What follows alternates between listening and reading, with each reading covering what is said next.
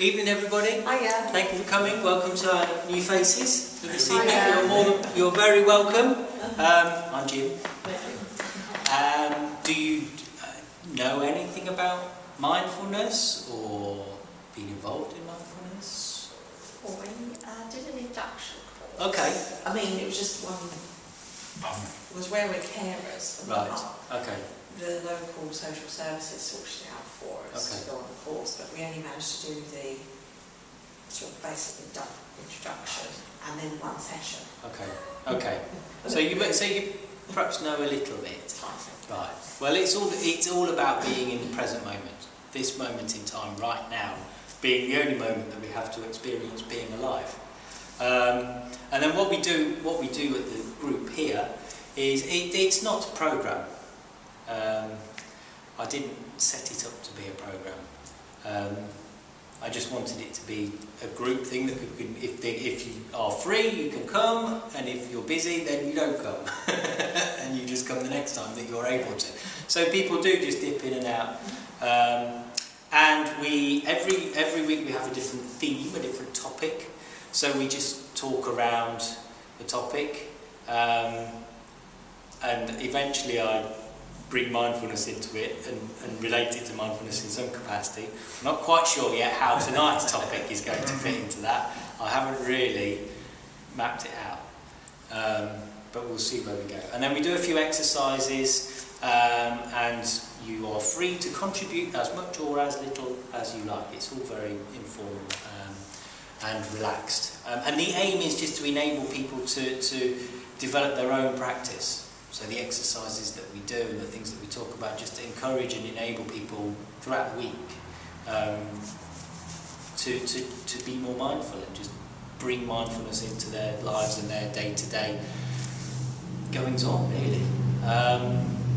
Okay, so the topic for this week is, actually, before I get onto that, and in case I forget, I'll mention it now, there's no meeting next week. Because I'm not here. No excuse, Jim. If you want to come, you're more than welcome to sit outside and be mindful. Or you can lead the group, Jess. You can, but I won't be here, unfortunately. So feel free to, if you want to organise something and get together yourselves, go for it. But I won't be here. I'll be in France. Oh, nice. So I shall be drinking Pelforth and eating cheese and bread.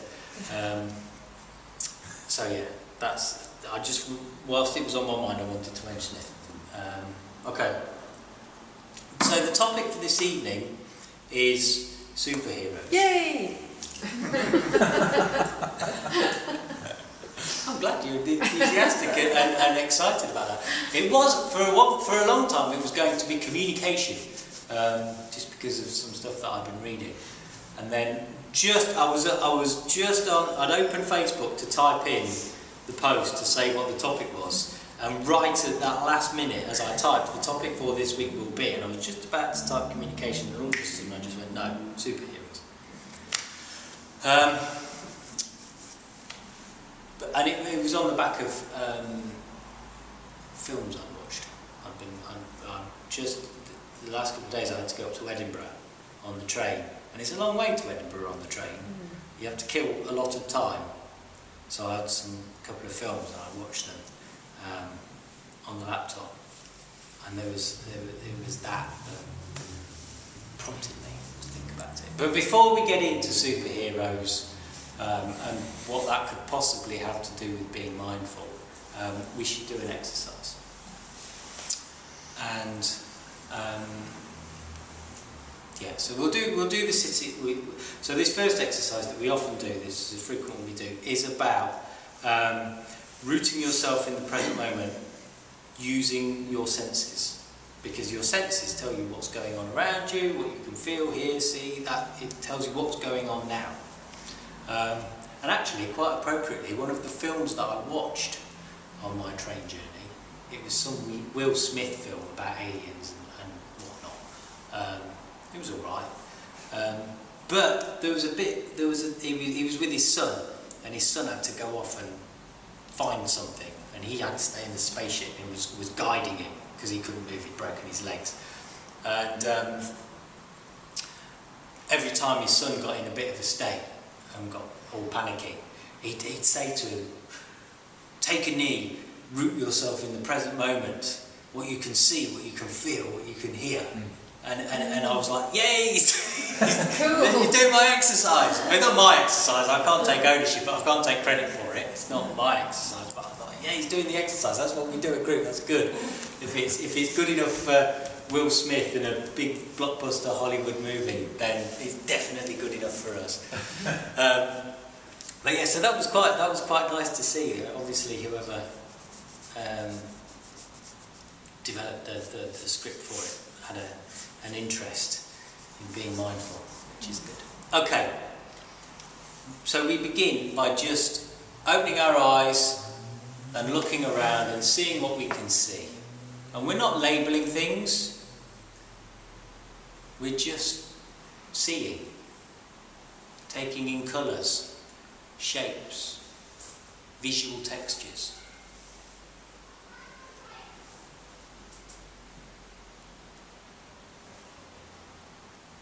And once you've had a little look around, you can close your eyes and you can turn your awareness,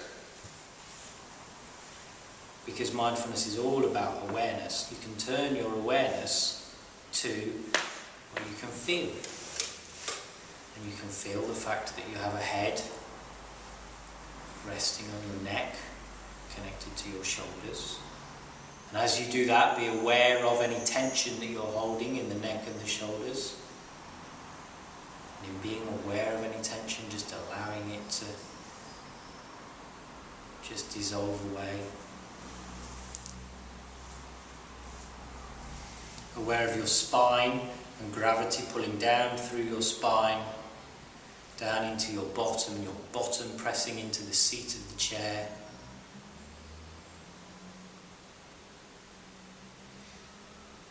Become aware of your legs, how they bend at the knee,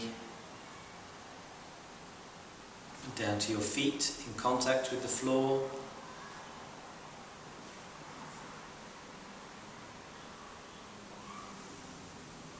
Aware of the position of your arms, of your hands.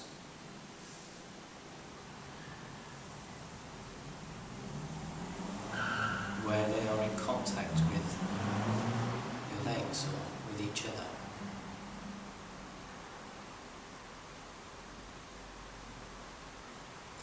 You can become aware of your clothes on your skin.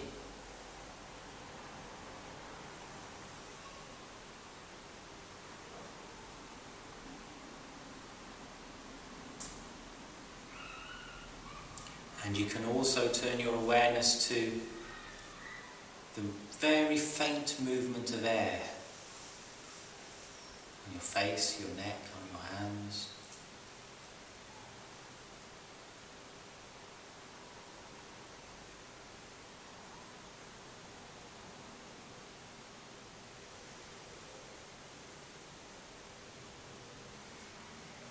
Then move your awareness to your sense of smell and just be aware of smell.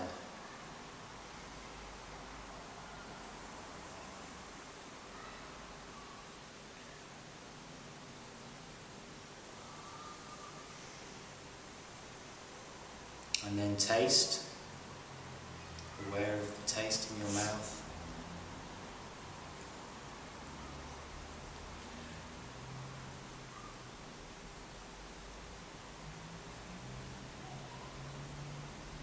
And then finally, move your awareness to your hearing. And for the next few moments, just accept sound as it happens. This isn't about peace and quiet. This is about accepting the fact that sound happens and being aware of it as it happens, moment by moment.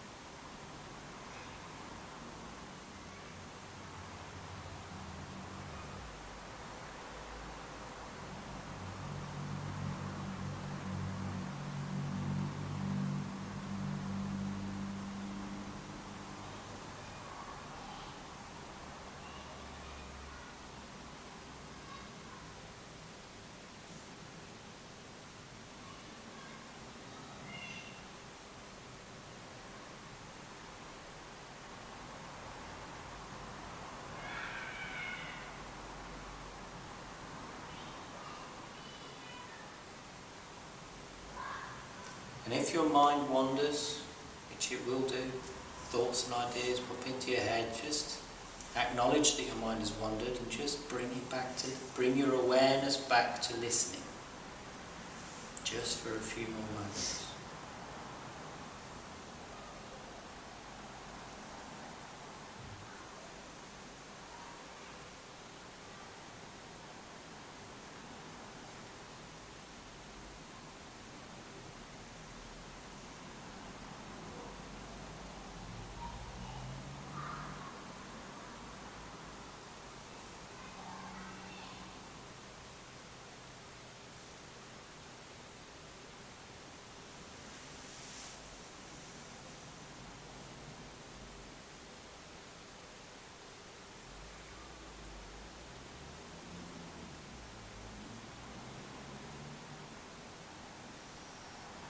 Good.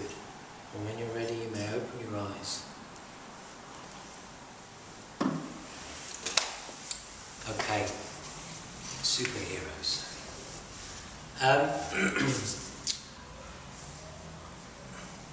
I suppose the angle that I started coming from with superheroes as a topic to talk about was kind of elements of the real you and disguise and deception.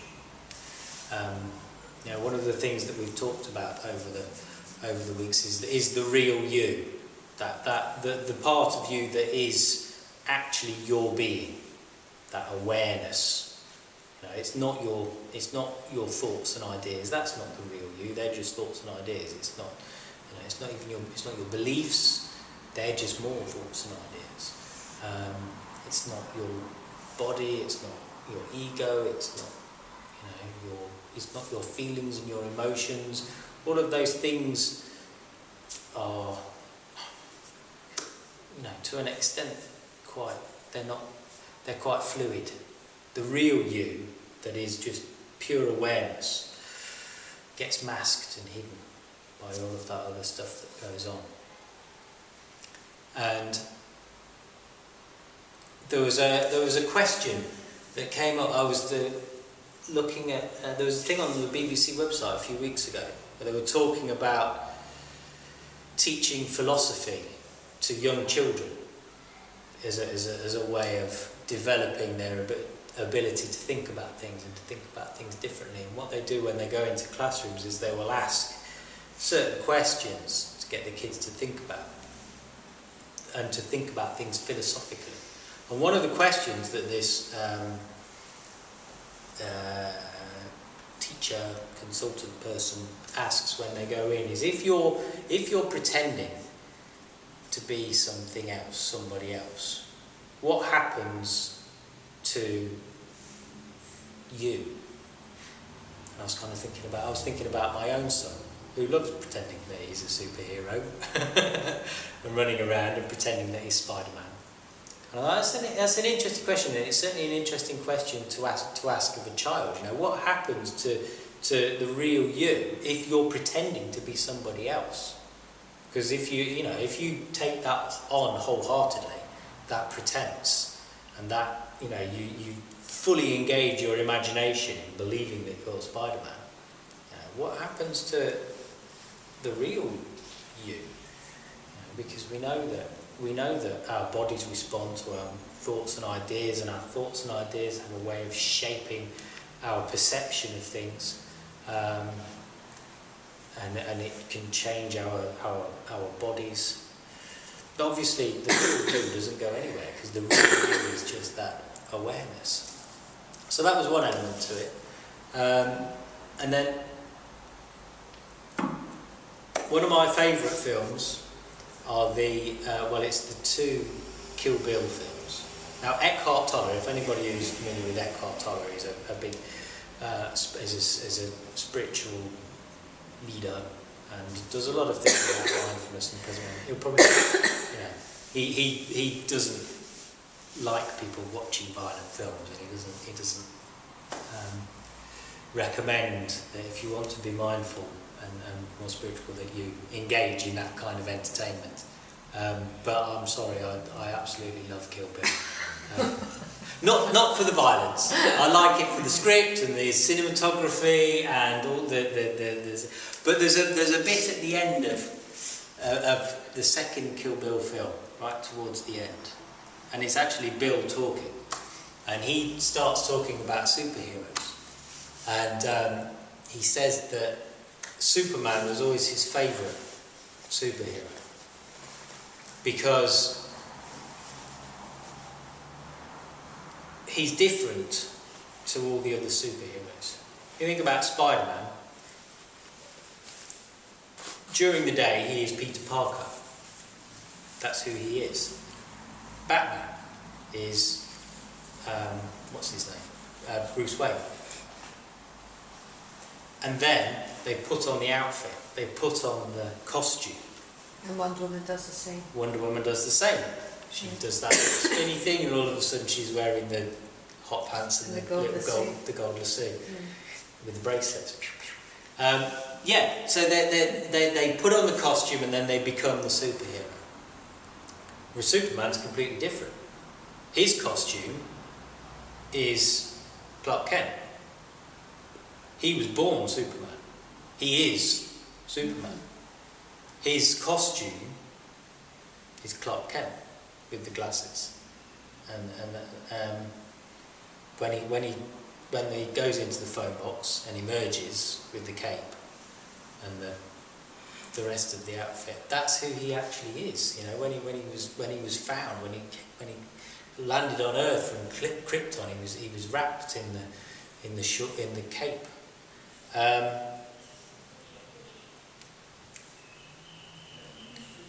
And he didn't acquire superpowers. It's not like Peter Parker.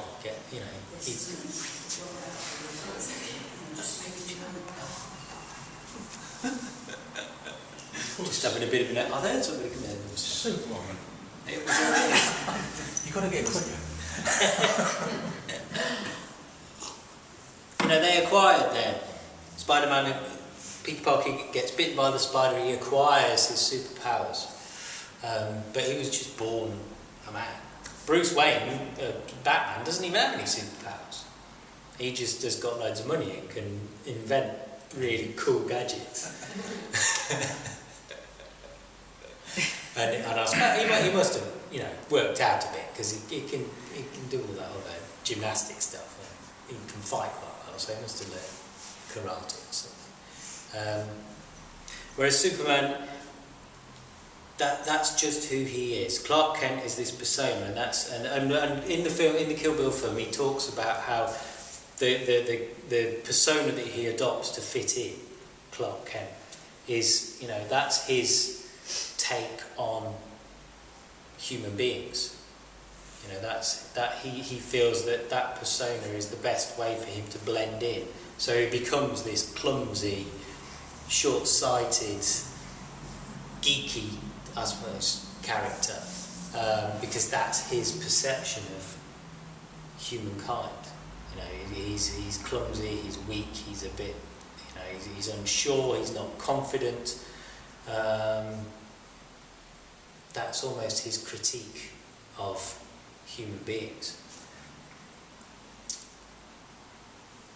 Then the other film that I watched is a film called Kick-Ass, which is also an incredibly violent film. But it's a brilliant film. Again, the story is fantastic. But that is about, this kid he says at the start of the film, he says, I'm nothing special. I'm not one of the cool kids, I'm not one of the sporty kids, I'm not one of the clever kids. Even amongst my group of friends, I'm not even the funny one.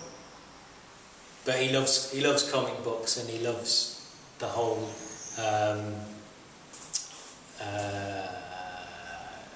magic of superheroes. And he says, I wonder why nobody has tried to become a superhero. And all his friends say, well, don't be stupid. They don't do it because they just get themselves killed. And you know, they say, well, you know, you haven't got superpowers. You need superpowers to be a superhero. If you don't have superpowers, then you're just an idiot in a suit. And that's what he does. He buys this costume, puts on this costume, and adopts the kind of the superhero pose, and becomes this character. Creates this self-deception. Creates this other way of being that he thinks will make a difference.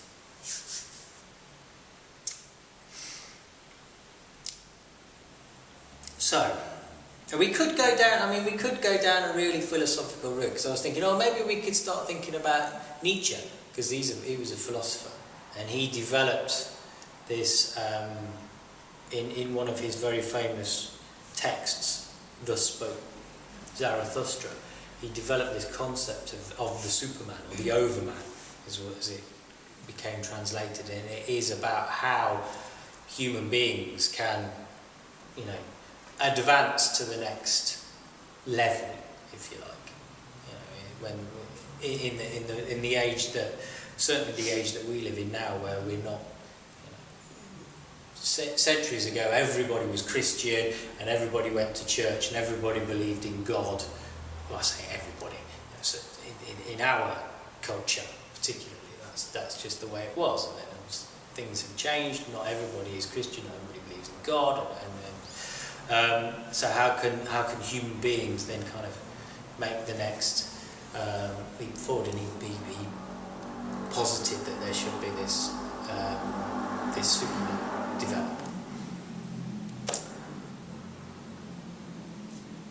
that's very much grounded in, you could almost argue grounded in the present moment, grounded in reality and in their own abilities. So the question is, can we be superheroes? Yes. Yes. Okay, good answer. Would you care to? Yeah, I would, yeah. It might be in John Kabat-Zinn's book. Okay. Chap had a really bad back, and he was very immobilised by it, talking about your back.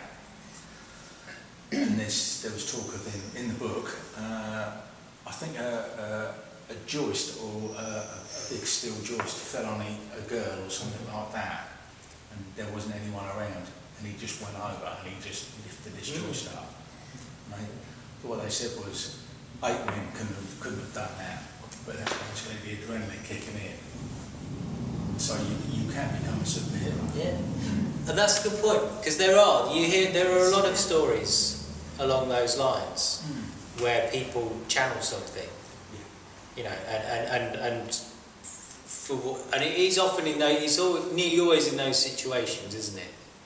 Somebody's in mortal danger, and there's only one person that can help. Yeah, sort of thing. Really, to an extent. Yeah. Well, but it's just When the adrenaline kicks in, you either run or you. Yeah, you just are able to channel this superhuman strength and be able to perform great feats of strength. Yes. And that. So, yeah, you're right. No, it's all right. I was going to say something. It's just got. You'll have to excuse me. I'm very tired. I need to channel. I need to channel some superhuman energy. So yes, to be a superhero, you need some kind of superpowers. Where can we get some superpowers from for ourselves? Well, with taking Jez's point, we can obtain it from the present moment, because that's what these people do when they're in those situations. All of a sudden, they do become incredibly mindful, absolutely in the present moment. Aware of the situation that they are in and what is required, and they must have that absolute moment of mindful clarity, where they're completely rooted in the present moment, and through that are able to channel it. I mean, you know, you could look at the feats of the Shaolin monks and people like that, and what they can do with their bodies. You know, and they do some crazy stuff with knives and spears and all sorts that don't, you know, are able to prevent. And for them, they say it's about channeling energy. But a lot of their religion is based on the present moment and on meditation, and it comes from a rootedness in the present moment and a belief in themselves, and an awareness of themselves. And I'm sure that those people that are able to perform those feats of superhuman strength when it's required, there must be a shift in their awareness. And it's certainly a shift away from thinking I can't to very much I'm almost almost not even an I can, but I must. So go on. Going back to a little basic as I mentioned last week, what we was doing, I don't want to take over, Jim, I know. No. What we was doing a few weeks ago was concentrating on one point and looking at, you know, seeing what comes in the peripheral vision. Yes. And I found myself in a situation the week after. Yes, you talked about that. I thought the camera of petrol was all leaking out the bottom of the tank. Later on that evening, when I was waiting for the recovery people, I was able to use that meditation. I was looking at the flag of Dover Castle. I thought, come on, you know, instead of getting fed up and stressed out and all the rest of it, you know, just wait for this bloke to come along. You look at that flag and it was blowing, I could see the traffic moving, and that was like meditation. But going back to what you just said, I initially went into the garage and spoke to the ladies and said, my car's leaking petrol out the bottom, like, you know, what are you going to do about it here? And they went, nothing. If you move off, we'll put sand down. If you don't move off, you put a cone behind it. So I thought, now it's on me, I've got to take action, I have to channel my thoughts. I thought, recovery people. So I phoned the recovery people up, and it was, there's a 10-minute queue on the phone. We can get to you in 10 minutes, there's a queue. I thought, I can't channel your thoughts again. I've got to take more action, and it was phone the fire brigade. And that was it. Instead of going, do you know, in a minute I might phone, it was a case of, I need to deal with this, and I need to deal with it now. I think that's on a similar basis, being mindful and channeling. Yeah. Specifically. Yeah. In order to resolve the situation. Yeah. To save the day. Yeah. In a manner of speaking. Yeah. In my life. Yeah. Well, that's it. I suppose that's it, isn't it? You know, we all, you know, few of us face meteorites about to explode Earth, or, you know, tidal waves, or alien invasions, or whatever they may be, that the other superheroes regularly have to battle against. We don't have that on a day-to-day basis. However, you know, we do have a variety of other situations and scenarios which are possibly less dramatic, but can be frightening. But well, actually, no, they're less dramatic. But if you allow yourself to, you know, get frustrated by it, or anxious about it, or react negatively to those situations, they can be quite devastating.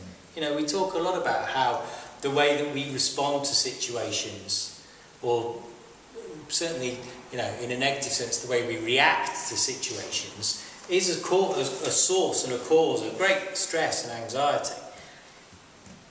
And that can be devastating. You know, it can be, I'm sure it, you know, it can be deadly in some cases. There are, you know, people have, you know, heart attacks and things like that as a result of their stress and anxiety levels, and all manner of physical conditions come about as a result of people being stressed and anxious. And so yes, you could almost argue that on a daily basis, that did sound a bit dramatic, didn't it? But it's true. Maybe on a daily basis, all of those little minor issues that we have to deal with, have the potential to be critical, dangerous, Mission Impossible style scenarios that require us to tackle them using our own superpowers.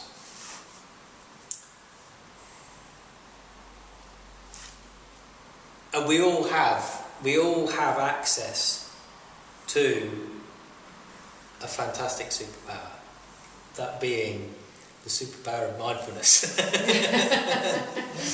I'm bigging it up here. I'm hoping that Will Smith's watching. He's going to make a Hollywood blockbuster about Dual Mindfulness Group. But you could almost look at it like that. You could look at mindfulness as being a superpower, as being something that you can utilise, that you can channel to give you strength. I certainly believe it gives people strength. It certainly gives me a lot of strength, because there are many times when things are happening and I could quite easily blow my top and lose control. It almost happened this evening. My daughter is at the school disco, and she had approximately half an hour to get ready for the school disco. Now, if that had been me, half an hour would have been ample time to get ready for the school disco. However, for my 10-year-old daughter, half an hour is nowhere near enough time to get ready for the school disco. And there was anxiety in the house. And I could have reacted badly to that and made the situation worse. However, I was able to channel my superpower of mindfulness and stay calm and be able to get us out the door and to the disco. So there are dramas all the time. There are events and occurrences that happen, whether it is cars leaking petrol, 10-year-old girls going to school discos, shopping bags breaking in your hand and spilling their contents all over the pavement. Kids doing ne'er-do-wells outside, not doing what you would expect them to be doing. People at work being idiots, and your boss at work being horrible to you, or whatever it may be. The queue in the supermarket not nearly moving fast enough, or whatever it might be. There are these issues that affect us constantly. It's like the baddies in Batman. They just keep coming, and keep coming, and keep coming. And all you can do is just fend them off with your own, and not allow them to defeat you. Because that's what can happen. We can become defeated by this endless stream of stuff that we have to deal with. And so yes, being mindful is the superpower that we all have access to. Yeah. We are all capable of. Everybody is capable of it. And it doesn't require us to be bitten by a radioactive spider, or to be, involved in some nasty space accident where we're exposed to some, what was it, the Fantastic Four? I'm looking at you, Nick, like you should know. You don't know? I'm sure the Fantastic Four are exposed to something in space. Famous Five? No, not the Famous Five. I read the Famous Five, and I don't remember them ever. Famous Five in space, I don't remember that one. I remember them doing stuff on boats with bottles of fizzy orange squash or whatever it was. We don't need to have any of that stuff happen to us in order to develop that as a superpower, as something that can give us strength, that can give us, and mindfulness does give you enhanced abilities. We talk about Spider-Man. He had his spidey senses, and he could just detect things around him. You know, Superman's got his X-ray vision and all that, and his super hearing and all that kind of stuff. But mindfulness, as you cultivate mindfulness, it does sharpen you up. You know, it does make you more aware. It helps to develop, because mindfulness is all about awareness. Awareness of what's going on around you and awareness of what's going on inside of you. And so in that respect, a heightened awareness, a developed awareness, enhances your abilities, enhances your ability to communicate, it enhances your ability to do a lot of things. Certainly enhances your ability to deal with situations and things that happen. And I suppose I've been quite flippant, and you know, I talked about relatively minor irritations and events that happen in life that bombard us. But there are also times when major stuff happens, you know, big situations, life events that don't happen on a daily basis, but they still happen, and they can have enormous impact on us. But through being mindful, you will find yourself much better able to cope with the big stuff as well as the small stuff, you know, with the really big baddies as well as the little henchmen. I was thinking, I know I'm talking tonight. It is like a power, because it can act as a resistance against stress. And Definitely. then it can put a barrier up against the outside world. And if you could talk about it, if you just kept taking it on board, you know, like this, that, another thing, this. I mean, you're carers, aren't you? I mean, you take a lot on. I imagine you take a lot on. But if you, I'm thinking if you can be mindful, it could keep you sane. Well, it doesn't. You're more accepting, and it's not acceptance in terms of absorbing it, accepting it. It's accepting it as this is what's happening in this moment. I accept that this is what is happening in this moment, and I do. You know, it doesn't have to affect me. I don't have to react. It is what it is. I accept that this is what is happening. You know, this situation doesn't define me. You know, it doesn't. I don't have to be affected by it. The analogy I was thinking was a magnifying glass. Mm-hmm. If you hold a magnifying glass at a piece of paper, it just makes it bigger. But if you hold it there at the right distance, at the right angle, it can ignite that piece of paper. So that's quite a strong power, isn't it? To burn something. So, but it has to be focused. It has to be in the centre of the glass. Kind of like what this is all about, isn't it? Really. Yeah, I suppose. Yeah, you can if you can channel it. And if you're not focused, channel the energy properly. You've got exactly the right point. Well, you could deal with the situation. So be centred and be focused, and then just you could be faced with a situation, not an emergency, but like, you know, the boss might sack me over this. So I think I'll take myself away and just be mindful somewhere for a minute, 3 minutes, and go back and go, right. That's it, and it can be. Just giving yourself that breathing. Some people count 10, but this is a marvellous way of doing it. That's it. It could be 5 minutes. It could be a minute. It could be 3 mindful breaths. Just enough to get you back in the present moment, accepting the present moment, and able to move into the next moment. We should do some breathing, because it's, what's the time? 8:15. We haven't done any breathing yet. So we'd like to finish with a breathing exercise, because the breath is obviously integral to being alive. If you're not breathing, you know, that's You're in trouble. You're in trouble. And mindfulness is about being alive. It's about embracing life and embracing being alive and how fantastic it is to be alive and be aware of being alive, so that life doesn't pass you by. So that you're right there in the middle of it, feeling life. And your breath obviously is intrinsically connected with that.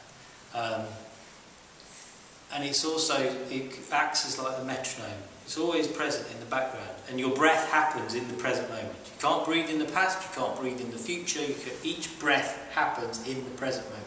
So if you bring your awareness to breathing and following the breath in and out, it instantly brings your awareness to the present moment. So if there's any exercise that you do in particular which is beneficial to cultivating mindful practice, it is awareness of the breath. So we'll finish off by just bringing our awareness to our breathing. So you may close your eyes if you wish. You don't have to, but just begin by being aware of the breath of the nostrils and aware of the air entering and leaving your body through the nostrils.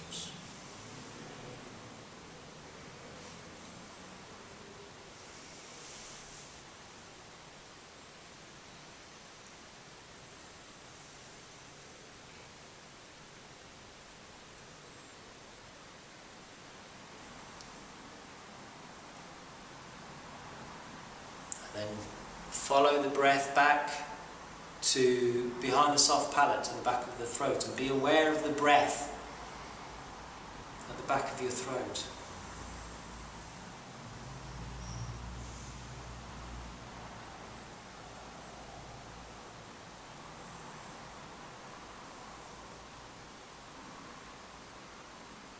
Now follow the breath down a little further to your chest.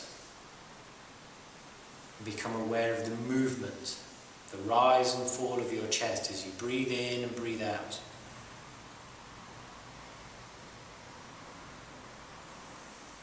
And if your mind wanders, it doesn't matter. They're just thoughts, just ideas.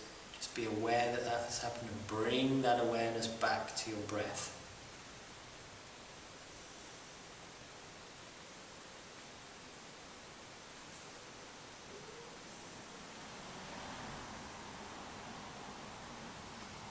Now be aware of the breath down at the diaphragm, at the base of your breathing.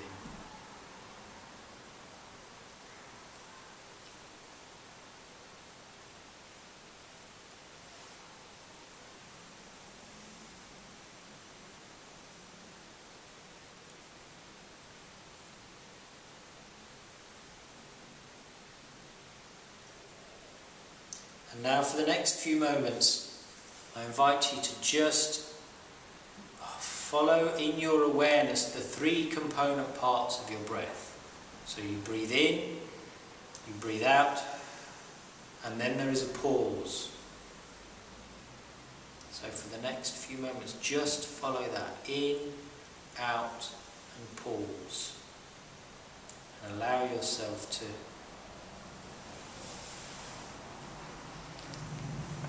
rest in the stillness of the pause between breaths.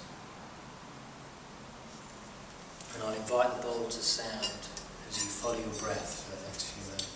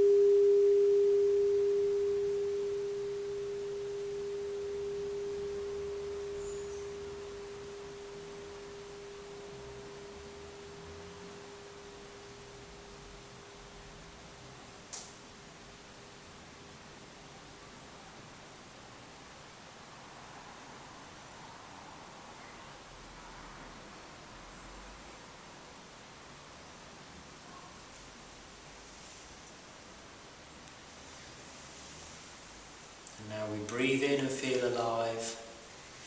We breathe out and smile at life. And then relax into the stillness and peace of the pause between breaths.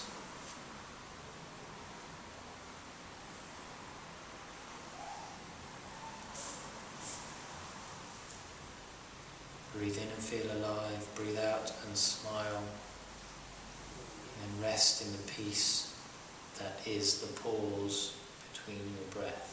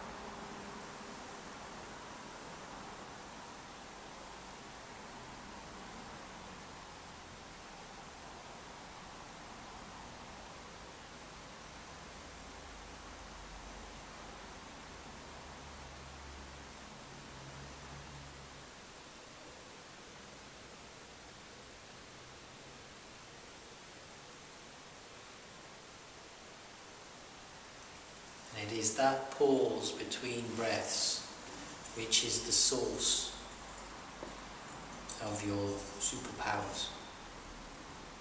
So just allow yourself to rest. Be aware of that pause between breaths when everything is still.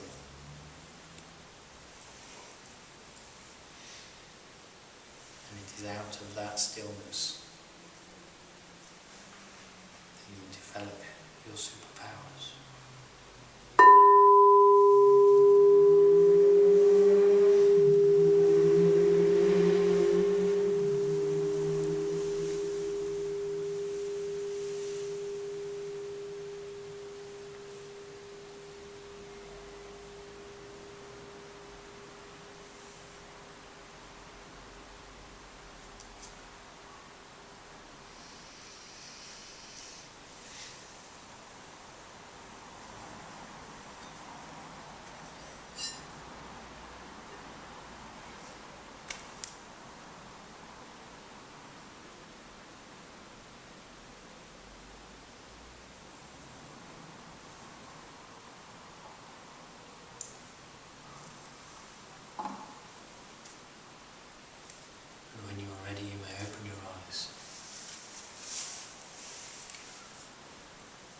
Thank you very much for coming, everybody. Thank you. Apologies if I waffled a little this evening. I feel like waffled. I wasn't as focused as often.